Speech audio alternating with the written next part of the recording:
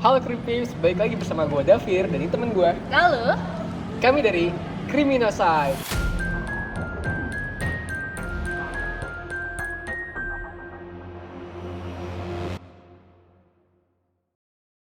Oke, jadi di belakang gue ini ada Taman Tunas Bangsa ya. Kita lagi ada di FISIP UI gitu. Jadi ini ya udaranya dingin dan sedikit mendung. Nah, jadi kita mau bahas apa hari ini, Gal?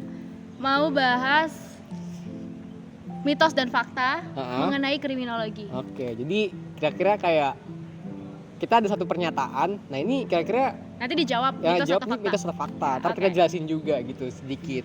Jadi, kita mau ngebahas soal asumsi dan ekspektasi apa aja mengenai kriminologi yang biasanya orang-orang punya sebelum mereka tahu tentang lebih dalam mengenai kriminologi itu sendiri. Betul banget. Oke, masuk ke pernyataan pertama.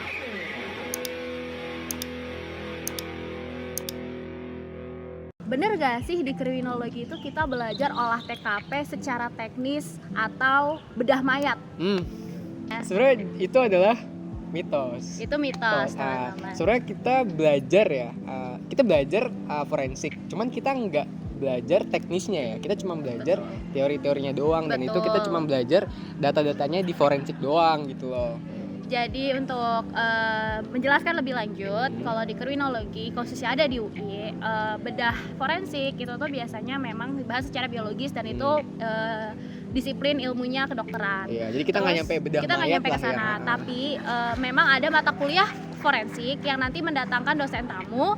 Wow, di sana rame. Mendatangkan dosen tamu dari kedokteran, dari psikologi forensik dan masih banyak bidang ilmu lainnya yang nanti menjelaskan bagaimana bidang ilmu mereka itu membantu kepolisian atau penegak hukum untuk memecahkan suatu masalah kejahatan. Dan Jadi secara biasanya, teori kita belajar. Ya, dan biasanya kita cuman dikasih kayak foto-fotonya doang ya, yang Foto agak creepy. dan bukti ilmiah mereka setelah mereka melakukan penelitian atau ketika mereka diminta oleh kepolisian atau penegak hukum untuk membantu memecahkan masalah, mereka nanti akan tampilkan di presentasi, tapi tidak secara teknis kita terlibat dalam pengolahan TKP. Jadi siap-siap Tidak diajarkan. kalau mau ngambil matkul forensik Ya, ketriggernya bakal banyak banget itu. Oke, kita masuk ke pernyataan yang kedua nih ya.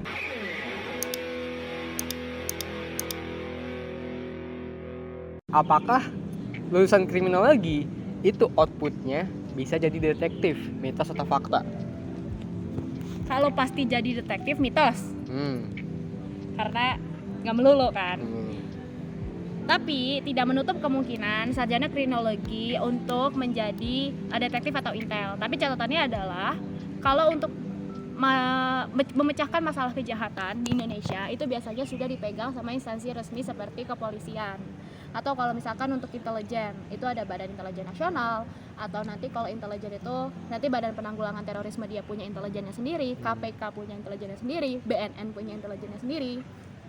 Tapi long story short, kalau misalkan sarjana kriminologi mau kerja jadi intel, itu harus kerja di instansi resmi pemerintahan seperti itu. Jadi nggak semata-mata outputnya kriminologi itu pasti jadi detektif aja gitu, enggak gitu. Apalagi kayak yang udah pasti bergabung dengan kepolisian itu mitos, teman-teman, itu mitos sama sekali nggak benar. Setahu gue tuh baca-baca juga nih, ada sebenarnya kayak badan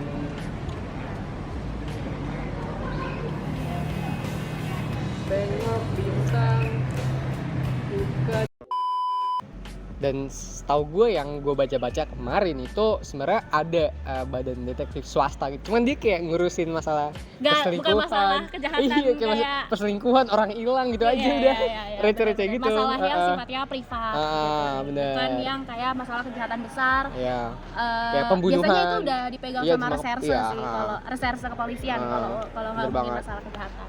Nah, Pir, pernyataan ketiga.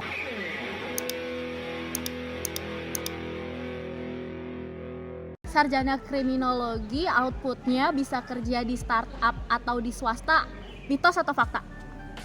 Jawabannya adalah fakta.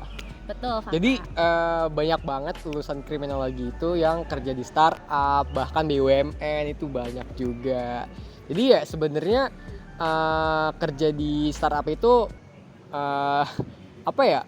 berhubungan Luas. iya luas banget. Jadi kayak kalian juga bisa belajar kan kalian di kriminologi itu belajar tentang manajemen security. Nah, itu bisa kepake di Security management, security analyst, fraud fraud analyst. Bahkan kalian bisa jadi data analis ya. Data analis bisa karena kita belajar statistika. Iya. Terus kemudian tapi dengan catatan kalau data analis itu biasanya kalau di perusahaan-perusahaan swasta berdasarkan pengalaman aku itu harus menguasai software lanjutan yang lebih advance yang itu tidak ada di mata kuliah dasar gitu. Contohnya kayak Python gitu-gitu. Iya. Terus apalagi ya kalau selain data analis, fraud analis bisa juga karena kita kriminologi itu mempelajari fenomena sosial dan kita ada mata kuliah penelitian aksi namanya. Itu tuh kita outputnya nanti bisa kerja di CSR perusahaan gitu. Researcher lah bisa ya. Researcher bisa, terus bisa juga kerja di media. Kalau Media, teman-teman bener kayak banget. Kompas, CNN Jurnalis, atau jurnalistik investigasi itu bisa banget gitu. Oke, pernyataan keempat.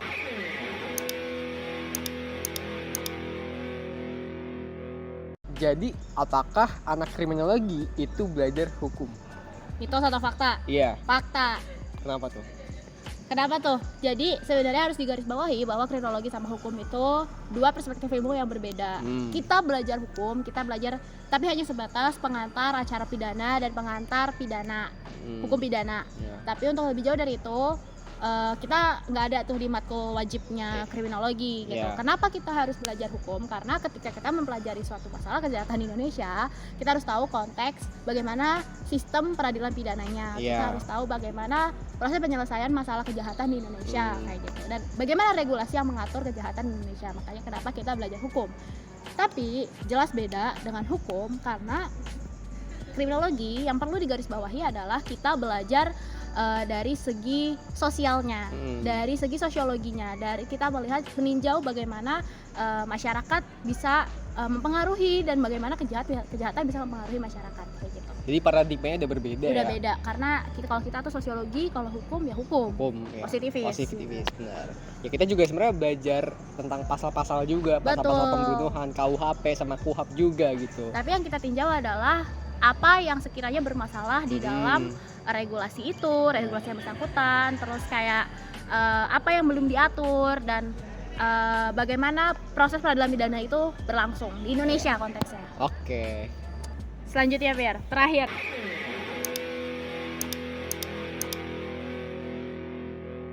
Mitos atau fakta, keketatan masuk kriminologi itu tinggi banget, terutama buat jalur SIMAK dan SNBT. Waduh. Itu adalah fakta, guys. Kenapa, Bang? Jadi PTN yang buka jurusan kriminologi di Indonesia, PTN ya, itu cuma satu, yaitu di kriminologi FISIP UI gitu. Sedangkan kalau misalkan sisanya itu ada dua setauku, di UBL sama di Riau.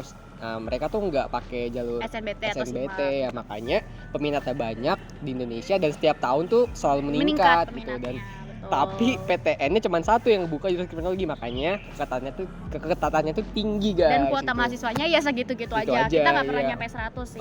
Bener gitu.